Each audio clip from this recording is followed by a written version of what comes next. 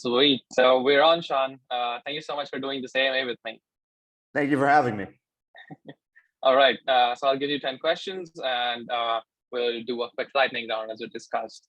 This All right, first my buzzer question... is ready. My buzzer is Yeah. ready. I was on Jeopardy. I'm ready for this. Perfect. So first question, what problem do you solve for a company? I mean, essentially everything non-technical. If it's a startup, I've done everything in the book that didn't have to do with coding. Primarily right now, it would be content creation, connecting, strategy, ideation of the idea. Those are kind of like my main strengths. If they want me to look at the code or something like that, I'm not the guy for it. But if they want me to look at the general idea as well as the feasibility of fundraising, they want me to look at, their content as well as upgrade it and do thought leadership or do SEO posts. I mean, that's kind of my main focus right now. Perfect. And can you give me an example of a project that you've done in this specific niche in the past? I mean, it's current. It's the past. It's the present. It's the future. I mean, yeah. I mean, I had content for OpenVC, so OpenVC.app. So I pretty much do all their posts, coordinate all their guest posts, as well as host the pitch deck roasts, where I'm the roast master general. So it's an added benefit. Love it. Okay. So what do you love about this work? I mean, I've always been a writer. I've always had a passion for the written word. So, as I said, I've written 4 books. 2 of them were bestsellers. I had #1 entrepreneurship book on Amazon. I had #1 marketing book on Amazon when they launched years ago. And, I'm also a screenwriter. I have my spec script is gonna, almost be in pre-production. We're attaching talent, all that stuff. But I write. I mean, just the words, reading, writing, and not so much arithmetic, but definitely reading and writing. I mean, it's what I do. If I'm not doing it for a client, I'm doing it for myself. I have a Substack that has almost 23,000 subscribers. Super cool. Okay. So a little segue here. Can you tell me more about the VC fund that you're shortly launching?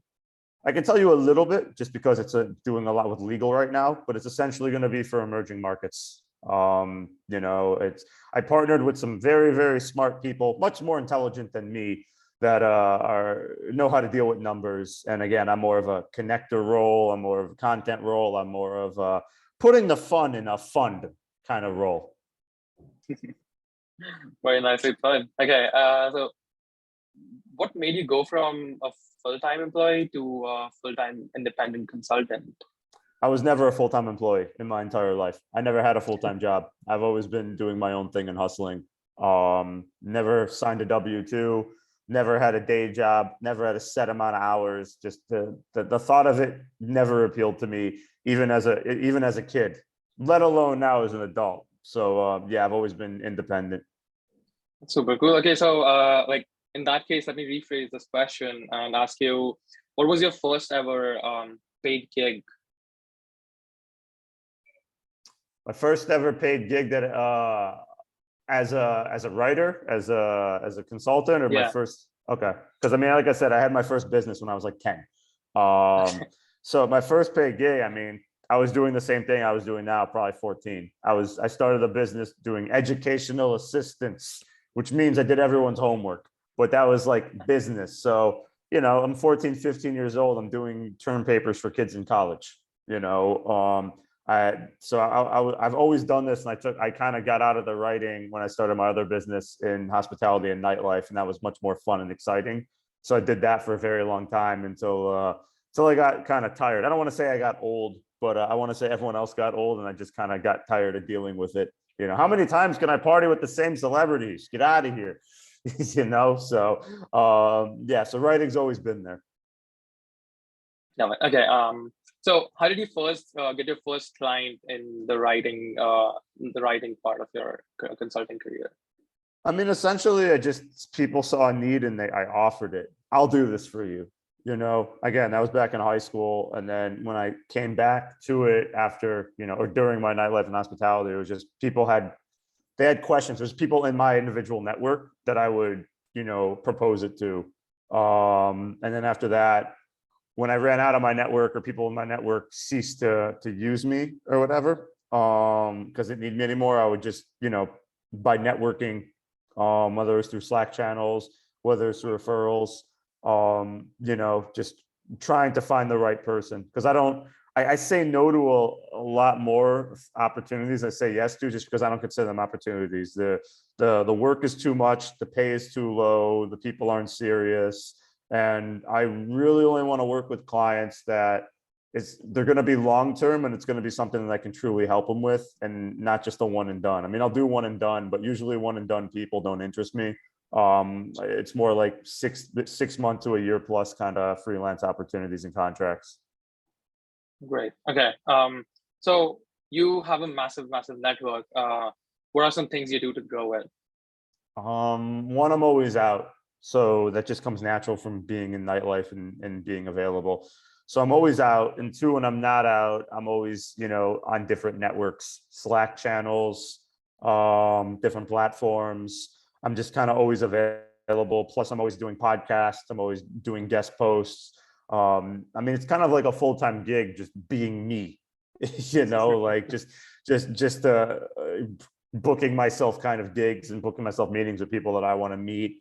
So, I mean, that's what it is. It's always just, I think we should talk. And they're not really meetings for like sales meetings to try and pitch people. It's just meetings where it's like, hey, listen, I'm doing this, you're doing this. We should talk, because I think, I can help you with this. I can plug you in with this. And if you need anything, let me know. It's not just like, and that's why you should hire me right now. Like, I don't do that. If people know, they know. Okay. So this sounds like you're essentially living like your networking strategy is like just being you, as you said. Yeah, And 100%. That should be everybody's strategy. okay. But this begs the question: how do you prevent burnout then? Because if it's like your networking is you being you, then you're always working, isn't it? Oh yeah, but I mean, I tend to stop like 9 or 10 o'clock at night. I mean, again, I come from a background of always being on, because in nightlife and hospitality, you were always on call, because you never knew which athlete, high net worth, celebrity, whoever's going to call you. So I'm used to it. At the same time, though, now like I always make sure I get enough sleep. I'm always very active, and usually like around 9 o'clock, if I don't have any other projects or anything that are need to be done that day or the next few days, I kind of just chill out. What I found is that usually, because I enjoy all the work I do, it's not really burning out. I feel like if it was something I didn't enjoy doing, one, I wouldn't do it. I mean, I don't care how much they paid. I just wouldn't do it if it's something that I would not want to do. But two, it's just, this is what I do. So usually once or twice a month, there's a day or two where I just don't feel like doing anything. And that's kind of like the days that I don't do anything. Like if something's due that day, I do it. But usually if it's like a new project or writing or, doing something that requires high level thought, I can't do it. So I don't. So that's kind of my body telling me that one or 2 days a month, chill. So that's how I do it. Okay, great. And final question for you: what does consulting enable for you outside of your work life?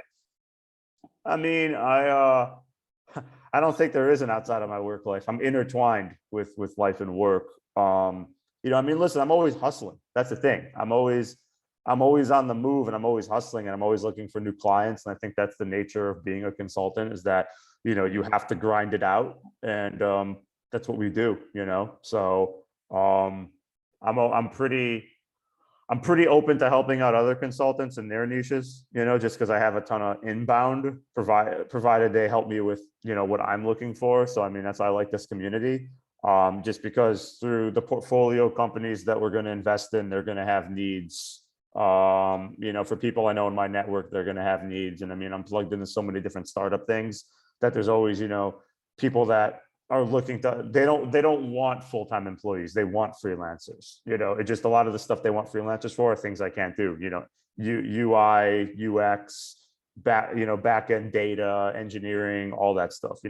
I'm just a storyteller, word guy that has a lot of connections to a lot of high net worth people, so getting content done, getting thought leadership, getting all the work done, I can do. Putting you in touch with every high net worth people or funds that have anywhere from 50 million to 500 million under management, I can do that with my eyes closed. Getting decks done, all that stuff. But when it comes to coding or anything like that, unless it's a Konami code from Nintendo, I'm not the guy. Okay, this was such a pleasure having you and talking to you for this Jeopardy round, Shaun. I think we have killed it. We still Oh, have thank you. 15 minutes to go. What is thank you? Let's take some questions from the viewers at home.